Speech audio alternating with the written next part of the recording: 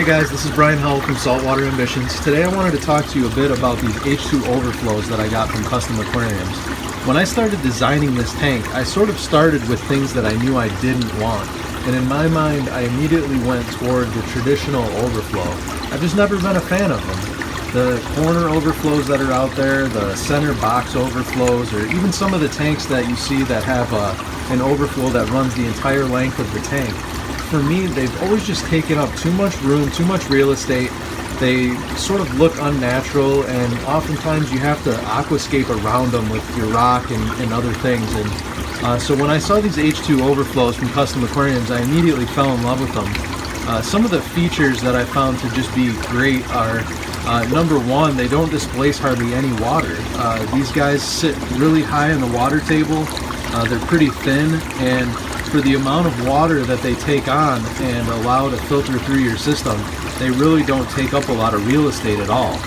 They're completely adjustable, so you can pivot them laterally, basically to spin all the way around. The way that I have these three in the tank right now, you can see the left is to a 45-degree left, the center one is pointing straight ahead, and the right is to a 45-degree to the right. And I simply did that just because I thought that provided me with the best flow and the best skimming, but if I needed to, I could adjust these however I wanted. The cool feature of that is, I don't really have this problem, but if my lighting ever created shadows because of the overflows, the way I aquascape, I could just simply turn these things and move them out of the way to eliminate the shadowing. So the fact that they're adjustable is great. Another thing that I really like about them, the way that the teeth on these guys are tapered, it allows all the water in, but it really prevents anything else from getting in there. So you don't have to worry about those snails that sometimes will creep up into your overflow, or any small fish that might eventually get sucked into these guys. Really nothing's getting through this but water and some of the finer things that you would really want to be captured in the overflow. The other thing I like, these tops are removable. Sometimes with these products, these types of products, they're a one-piece mold, and it really makes it difficult when you're trying to do a thorough cleaning. With these guys, you just pop the tops right off and you can get everything cleaned out. If they didn't come off, you would have to have some sort of a specialized brush to really get in between all the teeth there and in all the nooks and crannies. So I like the fact that they come off.